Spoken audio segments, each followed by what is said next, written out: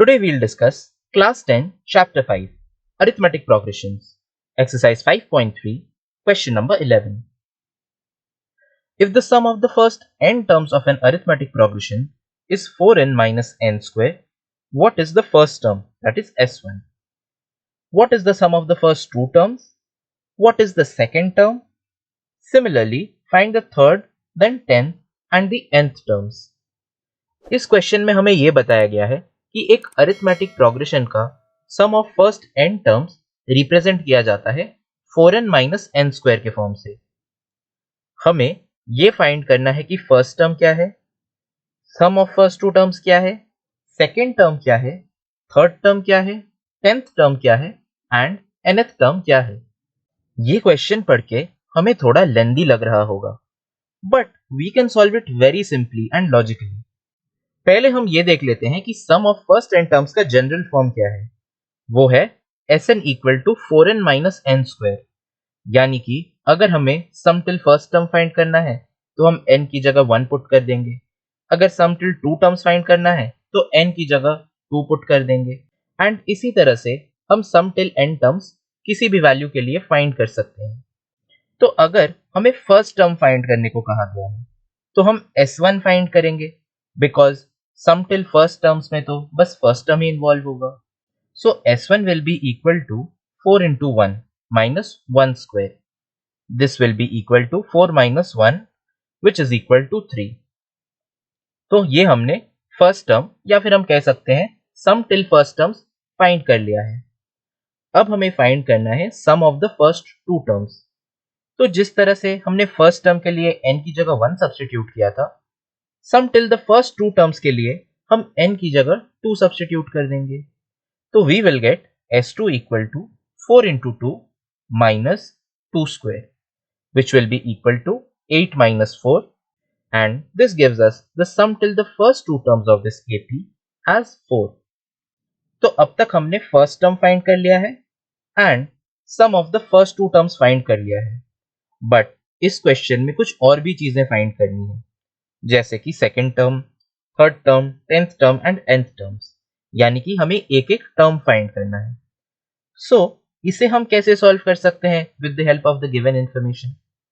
मान लेते हैं हमारे पास एक अरिथमेटिक प्रोग्रेशन है A1, A2, A3 and so on, and हम ये देख लेंगे कि इन टर्म्स का रिलेशन क्या होता है when compared to the sum till their n terms.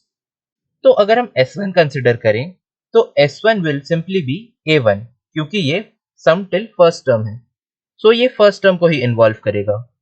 अगर हम S2 देखें तो ये है sum till two terms of the AP, यानी कि ये first term and second term को इन्वॉल्व करेगा। सिमिलरली जो S3 है that will be the sum of the first three terms, तो ये A1, A2, A3 इन तीनों का सम होगा। तो हमें ये देखना होगा कि S1 से अगर हमें S2 चाहिए तो आखिर हमें क्या ऐड करना पड़ेगा। S1 से S2 जाने के लिए we need to add the second term, क्योंकि सम टिल फर्स्ट टर्म्स में बस हमारे पास फर्स्ट टर्म है and sum till two terms में सेकेंड टर्म भी ऐड होता है। तो S1 से S2 जाने के लिए हम सेकेंड टर्म ऐड करते हैं। सिमिलरली अगर हमें सम ऑफ टू टर्म्स से सम ऑफ थ्री टर्म्स चाहिए तो we will have to add A3। इसी तरह से ये चलता रहेगा, जैसे कि S3 एंड S4 का जो डिफरेंस होगा वो A4 होगा एंड सो ऑन। तो हमने ये देखा था कि sum till first term is 3 and the sum till second term is 4। क्योंकि सम टिल फर्स्ट टर्म 3 है तो जो फर्स्ट टर्म होगा वो भी 3 होगा, क्योंकि S1 में बस फर्स्ट टर्म ही इन्वॉल्व है। अब हमें फाइंड करना है सेकेंड टर्म। तो सेकेंड टर्म हम किस तरह से फाइंड करेंगे। We know S1 and S2 which are 3 and 4 respectively, and हमने ये भी देखा है कि S1 एंड S2 का जो डिफरेंस होगा वही हमारा सेकेंड टर्म होगा। तो S1 एंड S2 का डिफरेंस है 1, so our second term will be 1. Now we also need to find the third term, 10th term and nth terms. So अगर हमें nth term फाइंड करना हो किसी भी अरिथमेटिक प्रोग्रेशन का, तो सबसे पहले हम क्या फाइंड करते हैं, हम ये देखते हैं कि अरिथमेटिक प्रोग्रेशन का फर्स्ट टर्म क्या है एंड उसका कॉमन डिफरेंस क्या है।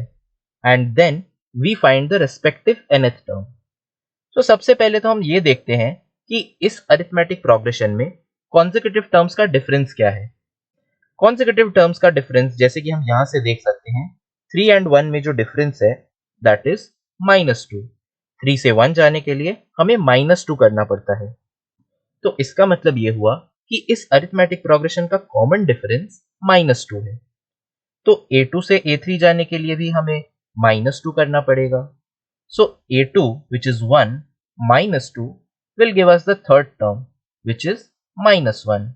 So now we have the second term and the third term. अब next हमें find करना है 10th and nth terms. So हमें पता है कि इसका first term जो है वो 3 है and common difference हमने अभी देखा है कि -2 है. अब first term and common difference को अगर हम nth टर्म वाले फॉर्मूला में सब्स्टिट्यूट कर दें so we will easily find the 10th and the nth terms. n की जगह अगर हम 10 सब्स्टिट्यूट कर दें and we substitute the values of a and d, हमें मिलेगा 3 प्लस 10 माइनस 1 इंटू -2. इसे फर्दर सिंप्लीफाई करके वी विल हैव 3 माइनस 18 जो हमें देता है -15. तो हमें 10th टर्म भी मिल चुका है. अब फाइनली हमें फाइंड करना है nth टर्म. तो nth टर्म फाइंड करने के लिए नंबर ऑफ टर्म्स को हम n ही सब्स्टिट्यूट करेंगे and we will also substitute the respective values of first term which is a and common difference d. We will have 3 plus n minus 1 into -2. इसे further simplify करके we can write it as 3 minus 2n plus 2 which gives us 5 minus 2n. तो इस question में हमसे जो भी find करने को कहा गया था हमने उसे फाइंड कर लिया है.